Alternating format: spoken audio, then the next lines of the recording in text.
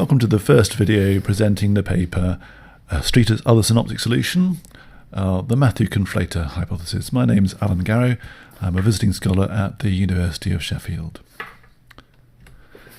In the history of scholarship, as in history more generally, sometimes small incidents have big consequences.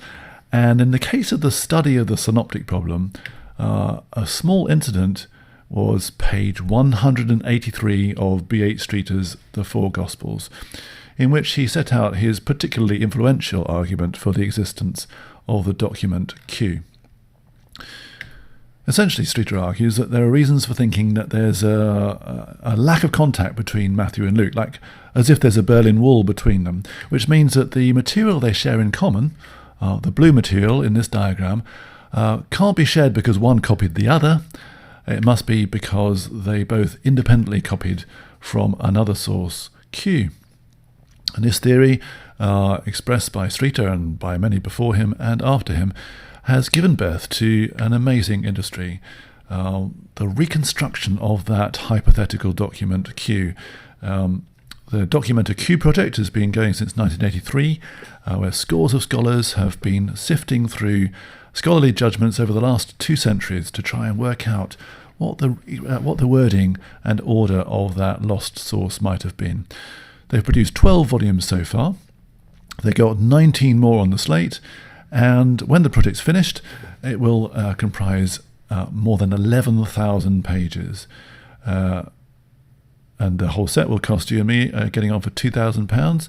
And the text that they're trying to reconstruct is what they suppose is 4,500 words long. So this is a mighty edifice. Unfortunately, the Berlin Wall that B.H. Streeter and others put between Matthew and Luke has got a couple of holes in it. The first one I've called the Streeter fallacy. It's a mistake in Streeter's logic, which means that there can be direct contact between Matthew and Luke. Here he argues that sometimes it is Matthew and sometimes it is Luke who gives a saying in what is clearly the more original form. This is explicable if both are drawing from the same source, each making slight modifications of his own. Now, so far, Streeter's logic is sound. I'll explain how it works. It's a phenomenon called alternating primitivity. So here we've got 2 accounts of Goldilocks and the 3 Bears. Helen has walking, but Mike has the more developed skating. Mike has the more primitive porridge, and Helen has the more developed ready brek, chairs to beanbags, beds to futons.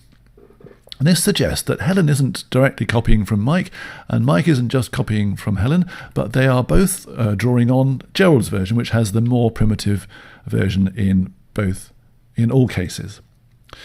Now, this is a good alternating primitivity provides a good argument for suggesting that a third entity like Gerald's account is there in the background, but Streeter goes on to make a mistake. He says that if that third entity is in the background, this means that there cannot be direct contact between those in the foreground. If Helen and Mike are both using a shared source, making slight modifications of their own, they cannot be dependent on one another, and the same applies to Matthew and Luke in their use of Q. But this isn't true. Tatian is a 2nd century writer who conflates together the 4 Gospels. Sometimes he has a more original version of Mark than Luke does, and according to B.H. Streeter, this would mean that Tatian cannot know Luke. Well, this is plainly nonsense, since we know that Tatian does use Luke. And the same applies with Luke and Matthew. Just because they may share a common source, whether that source is Mark or X or Y or whatever letter you want to give that source, it doesn't mean that Matthew is not allowed to also use Luke, or for Luke also to use Matthew. Now, despite the fact that Streeter wrote more than 90 years ago, that argument has continued to have influence. Here's David Catchpole. The implication of alternating primitivity is pointedly set out by B.H. Streeter. the more such discoveries pile up, the less sustainable is the notion that Luke used Matthew, and by inference that Matthew used Luke. Here's Christopher Tuckett. Sometimes Matthew, sometimes Luke seems to be the more original at different points. This, it is said, tells heavily against any theory of direct dependence of Luke on Matthew, or of Matthew on Luke. And there are many other examples in the course of the history of the discipline. But it's not the case, because although Mike and Helen may be using Gerald, this doesn't mean that Mike is not allowed also to use Helen for part of his story. So that's one hole in the Berlin Wall between Matthew and Luke. There's another one too, and that is I've called Streeter's unfinished argument. So here he says on page 183, how are we to account for this common matter, the double tradition?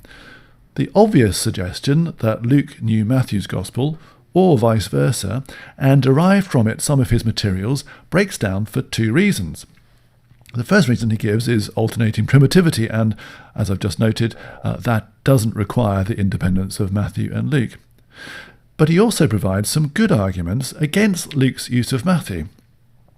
For example, he notes the problem of unpicking, though he doesn't express it in those terms.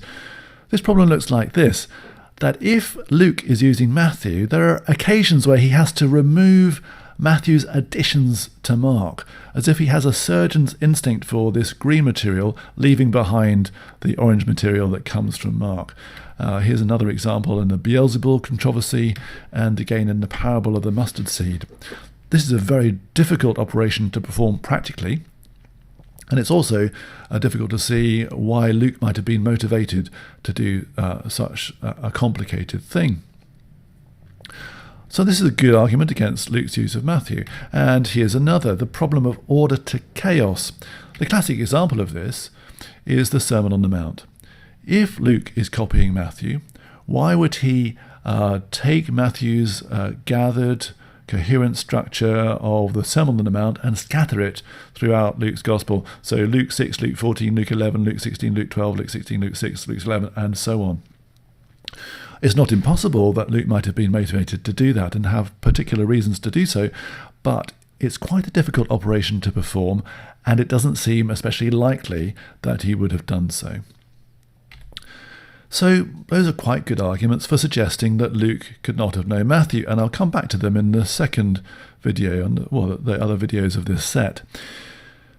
But what Streeter doesn't do is to go on to consider what he calls another obvious possibility, which is that Matthew knew Luke. His arguments against Luke's use of Matthew don't work in reverse, because Matthew never unpicks. He only gathers like material together. Here he is gathering together Mark and Luke on false Christs and false prophets.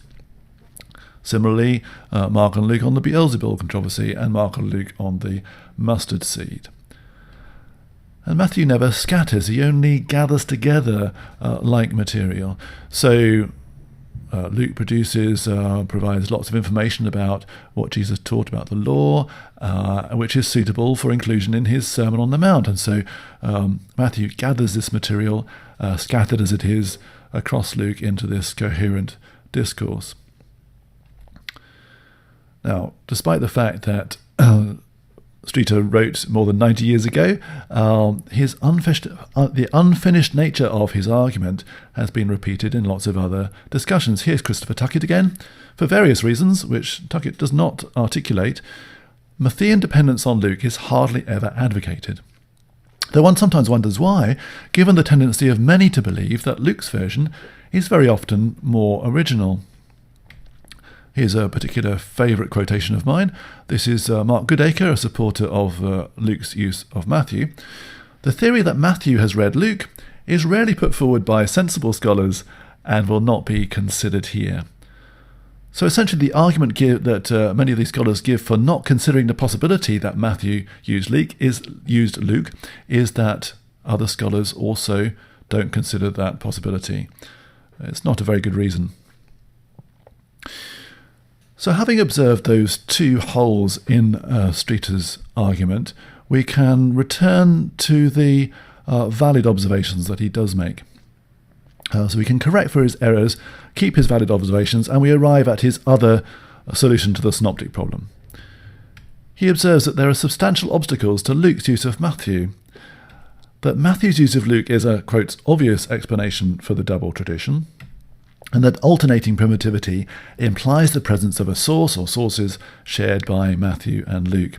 And if we put those three observations together, in combination with the acceptance of Mark being first and used by Matthew and Luke, then we get Luke being used by Matthew, and Matthew and Luke both making use of some shared source, which we'll call Q in quotation marks. It's not Q as reconstructed by the International Q Project, a single text of 4,500 words. It's just some unknown sources used by Matthew and Luke. I call this hypothesis the Matthew conflator hypothesis because here Matthew is conflating like material from Mark, Luke, and other sources, some of which are also used by Luke. In the next video, I'll be testing this hypothesis against the two mainstream alternatives, the two-document hypothesis, which is the heir of Streeter's presentation, and the Farrer hypothesis, which holds that Luke made use of Matthew.